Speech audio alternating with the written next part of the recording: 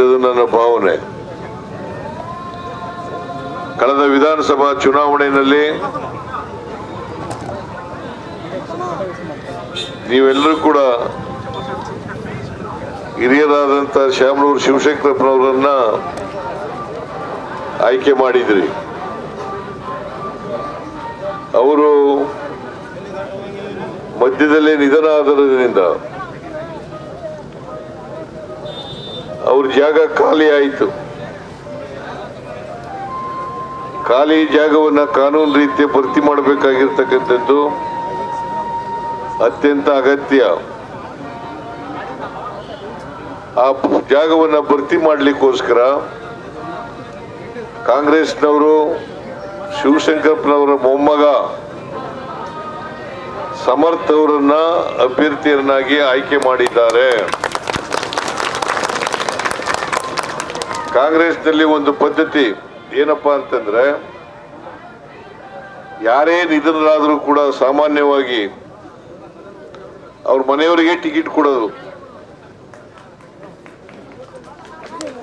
ಈಗ 2 ಉಪಚುನಾವಣೆಗಳು ನಡೀತಾ ಇದ್ದಾವೆ. ಬಾಗಲಕೋಟೆಯಲ್ಲಿ HY ಮೇಟಿ ಅವರು ನಿಧನರಾದರು. ಅವ್ರ ಮಗನಿಗೆ ಟಿಕೆಟ್ ಕೊಟ್ಟಿದ್ದೀವಿ ನಾವು. ಉಮೇಶ್ ಮೇಟಿ ಅನ್ನೋರಿಗೆ ಟಿಕೆಟ್ ಕೊಟ್ಟಿದ್ದೀವಿ.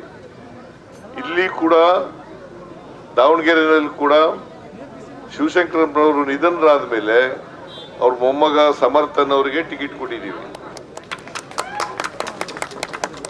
ಆದ್ರಿಂದ ನಮಗೆ ಟಿಕೆಟ್ ಕೊಡಲಿಲ್ಲ ಅಂತಕ್ಕಂಥ ಪ್ರಮೇಯ ಉದ್ಭವ ಆಗೋದಿಲ್ಲ. ಅದು ಜನರಲ್ ಎಲೆಕ್ಷನ್ ಅಲ್ಲಿ ಯಾರು ಬೇಕಾದರೂ ಕೊಡಬಹುದು ಟಿಕೆಟ್. ಯಾರಿಗಾರು ಹೈಕಮಾಂಡ್ನವರು ಯಾರಿಗೆ ತೀರ್ಮಾನ ಮಾಡ್ತಾರೆ ಅದು ಬೇರೆ ಪ್ರಶ್ನೆ. ಆದರೆ ನೀವೆಲ್ಲರೂ ಕೂಡ ತಿಳ್ಕೋಬೇಕು, ಸಮರ್ಥ ಅವರು ಸಮರ್ಥವಾಗಿರ್ತಕ್ಕಂಥ ಅಭ್ಯರ್ಥಿ.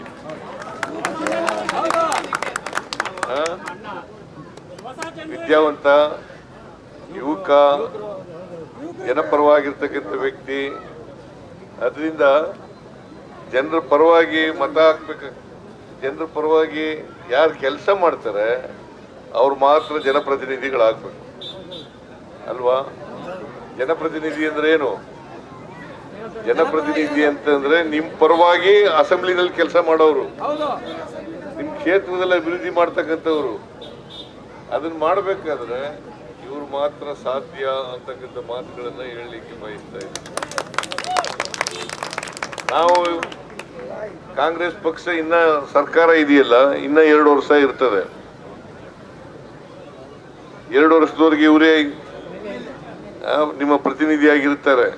ಇವ್ರ ಕೆಲಸ ಆಗ್ಬೇಕಾದ್ರೆ, ನಿಮ್ ಕ್ಷೇತ್ರದ ಕೆಲಸ ಆಗ್ಬೇಕಾದ್ರೆ ಯಾರು ಸರ್ಕಾರ ಮಾಡಬೇಕು? ಕಾಂಗ್ರೆಸ್ ಸರ್ಕಾರ ಮಾತ್ರ ಮಾಡಕ್ ಸಾಧ್ಯ. ಯಾರೋ ಬಿಜೆಪಿಯವರು MLA ಆದ್ರೆ ಮಾಡಕ್ಕಾಗತ್ತಾ? ಮಾಡಕ್ಕಾಗಲ್ಲ. ಅವ್ರು ಯಾವತ್ತೂ ಬಡವ್ರ ಪರವಾಗಿ ಕೆಲಸ ಮಾಡೇ ಇಲ್ಲ, ದಲಿತರ ಪರವಾಗಿ ಕೆಲಸ ಮಾಡಿಲ್ಲ, ಅಲ್ಪಸಂಖ್ಯಾತರ ಪರವಾಗಿ ಕೆಲಸ ಮಾಡಿಲ್ಲ, ಬಡವ್ರ ಪರವಾಗಿ ಕೆಲಸ ಮಾಡಿಲ್ಲ, ಮಹಿಳೆಯರ ಪರವಾಗಿ ಕೆಲಸ ಮಾಡಿಲ್ಲ. ಮಾಡಿದ್ದಾರೆ ನಮ್ಮ? ಯಾವತ್ತೂ ಮಾಡಿಲ್ಲ. ಇವತ್ತಲ್ಲ, ಯಾವತ್ತೂ ಮಾಡಿಲ್ಲ. ಯಾಕಂತಂದ್ರೆ ಅವರು ಬಡವರ ವಿರೋಧಿಗಳು, ಮಹಿಳೆಯರ ವಿರೋಧಿಗಳು, ಅಲ್ಪಸಂಖ್ಯಾತರ ವಿರೋಧಿಗಳು, ಹಿಂದುಳಿದವರ ವಿರೋಧಿಗಳು, ಕಾರ್ಮಿಕರ ವಿರೋಧಿಗಳು, ರೈತರ ವಿರೋಧಿಗಳು. ಮತ್ತೆ ಈಗ ನಾವು ಕಾರ್ಯಕ್ರಮಗಳನ್ನು ಮಾಡಿದ್ದೀವಿ ಕಾಂಗ್ರೆಸ್ ಸರ್ಕಾರ. ಯಾರು ಇಂಥ ವರ್ಗದ ಜನರಿಗೆ ಅಂತ ಮಾಡಿದೀವ? ಎಲ್ಲ ವರ್ಗದ ಜನರಿಗೂ ಮಾಡಿದ್ದೀವಿ. ಅದಕ್ಕೆ ಕಾಂಗ್ರೆಸ್ ಪಕ್ಷ ಮಾತ್ರ ಎಲ್ಲ ವರ್ಗದ ಜನರನ್ನು ಕೂಡ ಒಟ್ಟಿಗೆ ತಗೊಂಡು ಹೋಗ್ತಕ್ಕಂಥ ಪಕ್ಷ ಯಾವುದಾದ್ರೂ ಇದ್ರೆ ಅದು ಕಾಂಗ್ರೆಸ್ ಪಕ್ಷ ಮಾತ್ರ ಅಂತಕ್ಕಂಥದನ್ನ ತಿಳ್ಕೊಬೇಕಾಗುತ್ತೆ. ಹಿಂದೂಗಳು,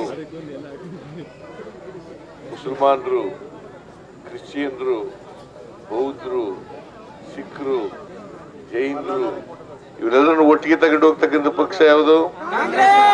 ನಾವು ಶಕ್ತಿ ಯೋಜನೆ ಮಾಡಿದ್ದೀವಿ, ಗ್ಯಾರಂಟಿ ಯೋಜನೆ. ಆ ಶಕ್ತಿ ಯೋಜನೆಯಲ್ಲಿ ಇಂಥವರೇ ಬಸ್ನಲ್ಲಿ ಹೋಗಿ ಅಂತ ಹೇಳಿದೀವ? ಎಲ್ರು ಬಸ್ನಲ್ಲಿ ಹೋಗಿ ಅಂತ ಹೇಳಿದೀವಿ ಫ್ರೀಯಾಗಿ. 2,000 ರೂಪಾಯಿ ಕೊಡ್ತೀವಿ ಮಹಿಳೆಯರಿಗೆ. ಆ 2,000 ರೂಪಾಯಿ ಕೊಡುವಾಗ ಇಂಥ ಮಹಿಳೆಗೆ ಕೊಡ್ತೀವ? ಹಿಂದೂ ಮಹಿಳೆಗೆ, ಮುಸಲ್ಮಾನ್ ಮಹಿಳೆಗೆ, ಕ್ರಿಶ್ಚಿಯನ್ ಮಹಿಳೆಗೆ ಅಂತ ಕೊಡ್ತೀವ? ಎಲ್ರಿಗೂ ಕೂಡ ಕೊಡ್ತೀವಿ. ಈಗ ಬಿಜೆಪಿ ಮಹಿಳೆಯರು ತಗೊಳ್ಳಲ್ವಾ? ಅವರು ತಗೊಳ್ಳಲ್ವಾ? ಅವ್ರಿಗೂ ಕೊಡ್ತೀವಿ. ನಮ್ಮ ಉದ್ದೇಶ ಏನಪ್ಪಾ ಅಂತಂದ್ರೆ, ಯಾರೇ ಯಾವುದೇ ಪಕ್ಷಕ್ಕಿರ್ಲಿ, ಯಾವುದೇ ಜಾತಿ ಸೇರಿರ್ಲಿ, ಯಾವುದೇ ಧರ್ಮಕ್ಕೆ ಸೇರಿರ್ಲಿ, ಎಲ್ಲರೂ ಕೂಡ ಬಡವರಿಗೆ ಶಕ್ತಿ ಕೊಡಬೇಕು. ಬಡವರಿಗೆ ಸಾಮಾಜಿಕವಾಗಿ ಆರ್ಥಿಕವಾಗಿ ಶಕ್ತಿ ಕೊಡಬೇಕು. ಅದಕ್ಕೆ ಬಾಬಾ ಸಾಹೇಬ್ ಅಂಬೇಡ್ಕರ್ ಅವರು ಒಂದು ಮಾತನ್ನ ಏನಪ್ಪ ಹೇಳಿದ್ದಾರೆ ಅಂತಂದ್ರೆ, ನಮ್ಮ ದೇಶಕ್ಕೆ ಸ್ವಾತಂತ್ರ್ಯ ಬಂದಿರೋದಕ್ಕೆ ಸಾರ್ಥಕ ಆಗ್ಬೇಕಾದ್ರೆ, ರಾಜಕೀಯ ಸ್ವಾತಂತ್ರ್ಯ ಸಾರ್ಥಕ ಆಗ್ಬೇಕಾದ್ರೆ ನಾವು ಆರ್ಥಿಕ ಸ್ವಾತಂತ್ರ್ಯ ಸಿಗಬೇಕು, ಎಲ್ರಿಗೂ ಸಾಮಾಜಿಕ ಸ್ವಾತಂತ್ರ್ಯ ಸಿಗಬೇಕು, ಶೈಕ್ಷಣಿಕ ಸ್ವಾತಂತ್ರ್ಯ ಸಿಗಬೇಕು, ರಾಜಕೀಯ ಸ್ವಾತಂತ್ರ್ಯ ಸಿಗಬೇಕು. ಎಲ್ಲರಿಗೂ ಸಿಕ್ಕಿದಾಗ ಮಾತ್ರ ಸಾಧ್ಯ ಆಗಲ್ಲ. ಇಲ್ಲದ್ರೆ ಸಾಧ್ಯ ಆಗಲ್ಲ. ಮೇಲೆ ಕೆಳಗೆ ಇದ್ರೆ ಸಾಧ್ಯ ಆಗ್ತದ? ಶ್ರೀಮಂತರು ಶ್ರೀಮಂತರೇ, ಬಡವರು ಬಡವರೇ ಆಗ್ಬಾರದು. ಸಮಾನತೆ ಬರಬೇಕು, ಎಲ್ರಿಗೂ ಸಮಾನತೆ ಬರಬೇಕು. ಆಗ ಮಾತ್ರ ಸರ್ವ ಜನಾಂಗದ ಶಾಂತಿಯ ತೋಟ ನಿರ್ಮಾಣ ಮಾಡಲಿಕ್ಕೆ ಸಾಧ್ಯ ಆಗ್ತದೆ. ಗೊತ್ತಾಯ್ತಾ? ಸರ್ವ ಜನಾಂಗದ ಯಾರು ಹೇಳಿದ್ದು ಇದನ್ನ? ಕುವೆಂಪು KV ಪುಟ್ಟಪ್ಪನವರು ಅವ್ರು ಹೇಳಿರ್ತಕ್ಕಂಥ ಮಾತು ಸರ್ವ ಜನಾಂಗದ ಶಾಂತಿಯ ತೋಟ, ರಸಿಕರ ಕಣ್ಗಳ ಸೆಳೆಯುವ ನೋಟ. ಗೊತ್ತಾಯ್ತೀನ?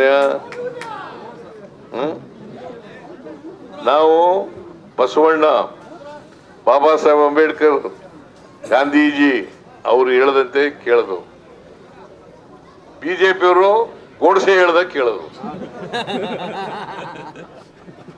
ಯಾವತ್ತಾದ್ರೂ ಬಿಜೆಪಿಯವರು ಸ್ವಾತಂತ್ರ್ಯ ಹೋರಾಟದಲ್ಲಿ ಭಾಗವಹಿಸಿದಾರ? ಯಾವತ್ತಾರು ಕಾಂಗ್ರೆಸ್ನವರು ಈ ದೇಶಕ್ಕೆ ಬ್ರಿಟಿಷ್ನವರ ವಿರುದ್ಧ ಹೋರಾಟ ಮಾಡಿ ಈ ದೇಶಕ್ಕೆ ಸ್ವಾತಂತ್ರ್ಯ ತಂದುಕೊಟ್ಟವರು ಕಾಂಗ್ರೆಸ್ನವರು. ಯಾರು ತಂದುಕೊಟ್ಟವರು? ಕಾಂಗ್ರೆಸ್ನವರು. ಅದರಿಂದ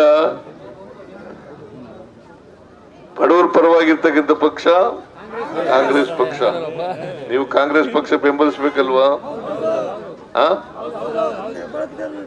ಶಿವಶಂಕರಪ್ಪನವ್ರು ಗೆಲ್ಲಿಸಿದ್ರಿ, ಈಗ ಅವ್ರು ಇಲ್ಲ.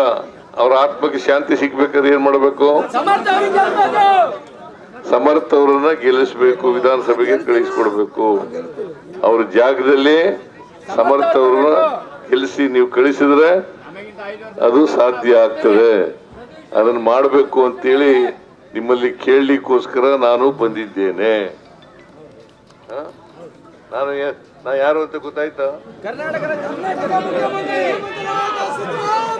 ಯಾರು ಅಂತ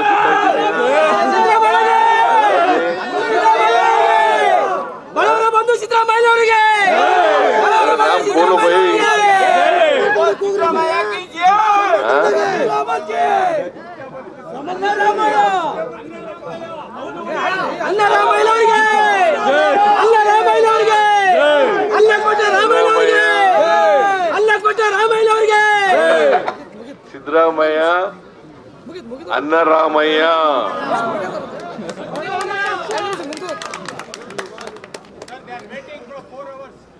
ಅದರಿಂದ ಸರ್ BZ ಸಮೀರ್ ಅಹಮದ್ಗೆ ಕರೀಲೇಬೇಕು. ಯಾಕೆ ಅಂದ್ರೆ 5ನೇ ತಾರೀಕಿಗೆ ಅವರು ಬರಲೇಬೇಕು. BZ ಸಮೀರ್ ಅಹಮದ್ ಬಂದ್ರೆ ನಿಮ್ಮ ಆತ್ಮೀಯ ಶಿಷ್ಯಂದ್ರು ಅವರಲ್ಲ, ಅವ್ರು ಕರೆಸಲೇಬೇಕು ನೀವು. ನೋಡಪ್ಪ ತಮ್ಮ, ಕೇಳು ಇಲ್ಲಿ. ಜಮೀರ್ ಸಾಹೇಬ್ರು ಕೇರಳದಲ್ಲಿ ಕಾಂಗ್ರೆಸ್ ಪರವಾಗಿ ವೋಟ್ ಕೇಳ್ತಾ ಇದ್ದಾರೆ. 4ನೇ ತಾರೀಕಿನವ್ರಿಗೆ ಅಲ್ಲಿ ಇರ್ತಾರೆ, 5ನೇ ತಾರೀಕು ಇಲ್ಲಿರ್ತಾರೆ. ನಾನೇ ಹೇಳ್ತಾ ಇದ್ದೀನಿ, 5ನೇ ತಾರೀಕು ಇಲ್ಲಿ ಇರ್ತಾರೆ, 6, 7ಕ್ಕೆ ಬಾಗಲಕೋಟೆಗೆ ಹೋಯ್ತಾರೆ. ಅದರಿಂದ ನೀವೆಲ್ಲರೂ ಕೂಡ ಮತಗಟ್ಟೆಗೆ ಹೋಗ್ಬೇಕು 9ನೇ ತಾರೀಕು. ಅವತ್ತೇನು ಎಲ್ಲೂ ಹೋಗ್ಬಾರ್ದು.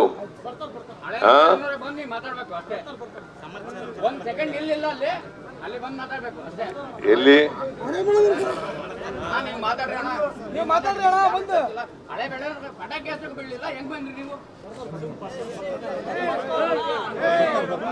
ಯೋ ಈ ಕಡೆ ನೋಡಯ್ಯ ತಮ್ಮ. 9ನೇ ತಾರೀಕು ಮತಗಟ್ಟೆಗೆ ಹೋಗಿ ಇವ್ರ ಕ್ರಮ ಸಂಖ್ಯೆ 3 ಹಸ್ತದ ಗುರುತು ಹಸ್ತ. ಕಾಂಗ್ರೆಸ್ನ ಚಿಹ್ನೆ ಯಾವುದು? ಹಸ್ತ. ಹಸ್ತದ ಗುರುತಿಗೆ ನೀವು ಓಟ್ ಹಾಕೋದ್ರ ಮೂಲಕ 9ನೇ ತಾರೀಕು ಎಲ್ಲೂ ಮನೆ ಕೆಲಸ ಇಲ್ಲ ಅವತ್ತು ಬಿಟ್ಬಿಡಿ. ಅವತ್ತು ಓಟ್ ಹಾಕ್ಬಿಟ್ಟೆ ಎಲ್ಲರ ಕೆಲ್ಸಕ್ಕೆ ಹೋಗಿ. ಓಟ್ ಹಾಕದೇನೆ ಹೋಗ್ಬೇಡಿ. ಅದರಿಂದ ನಿಮ್ಮ ಹಕ್ಕು ಇದು. ಓಟ್ ಹಾಕೋದು ಇದೆಯಲ್ಲ ಇದು ಹಕ್ಕು. ಈ ಹಕ್ಕನ್ನ ಚಲಾಯಿಸೋದನ್ನ ಯಾವತ್ತೂ ಕೂಡ ಕಳ್ಕೋಬಾರದು. ವೋಟ್ ಮಾಡ್ತಕ್ಕಂಥ ಹಕ್ಕನ್ನ ಕಳ್ಕೊಳಕ್ ಹೋಗ್ಬಾರ್ದು. ಬಹಳ ಜನ ಮನೇಲಿ ಕೂತ್ಕೊಂಡು ಟಿವಿ ನೋಡ್ತಾ ಕೂತ್ಬಿಡ್ತಾರೆ. ಹಂಗೆಲ್ಲ ಮಾಡಕ್ ಹೋಗ್ಬೇಡಿ. ಟಿವಿನೂ ನೋಡಿ ಓಟು ಹಾಕಿ. ಅದಕ್ಕೆ ನಾನು ಈ ಸಾರಿ ಬಜೆಟ್ ನಲ್ಲಿ ಘೋಷಣೆ ಮಾಡಿದ್ದೀನಿ. ಈ ಅದೆಲ್ಲ 16 ವರ್ಷದ ಒಳಗಡೆ ಇರ್ತಕ್ಕಂಥ ಮಕ್ಕಳಿಗೆಲ್ಲ ಮೊಬೈಲ್ ಬ್ಯಾನ್ ಮಾಡಿದ್ದೀನಿ. ಯಾಕಂತಂದ್ರೆ ಏನಮ್ಮ ತಾಯಿ ನಿಂಗೆ ಒಳ್ಳೇದಾಯ್ತಾ ಇಲ್ವಾ? ಮಕ್ಕಳ ಭವಿಷ್ಯಕ್ಕೆ ಒಳ್ಳೇದಾಗುತ್ತಣ್ಣ. ಯಾಕೆ ಬ್ಯಾನ್ ಮಾಡದೆ ಅಂತಂದ್ರೆ ಮೊಬೈಲ್ ನೋಡ್ತಾ ಕೂತ್ಬಿಡ್ತವೆ. ಎಲ್ಲ ಓದಾಗಿಲ್ಲ, ಕಣ್ಣು ಹೋಗ್ಬಿಡ್ತದೆ, ಬ್ರೈನು ಇಲ್ಲ ಹೋಗ್ಬಿಡ್ತದೆ. ಅದಕ್ಕೋಸ್ಕರ ಬ್ಯಾನ್ ಮಾಡಿದ್ದೀನಿ. ಅದರಿಂದ ದಯಮಾಡಿ ಸಮರ್ಥ್ ಅವರನ್ನ ಆಯ್ಕೆ ಮಾಡಿ ವಿಧಾನಸಭೆಗೆ ಕಳಿಸ್ಕೊಡಿ. ಸಮರ್ಥವಾಗಿ ನಿಮ್ಮ ಪ್ರತಿನಿಧಿಯಾಗಿ ಕೆಲಸ ಮಾಡ್ತಾರೆ. ಹೆಚ್ಚಿನ ವಿಡಿಯೋಗಳಿಗೆ ಪ್ರತಿಧ್ವನಿ ಯೂಟ್ಯೂಬ್ ಚಾನೆಲ್ ಸಬ್ಸ್ಕ್ರೈಬ್ ಮಾಡಿ, ಬೆಲ್ ಐಕಾನ್ ಕ್ಲಿಕ್ ಮಾಡಿ.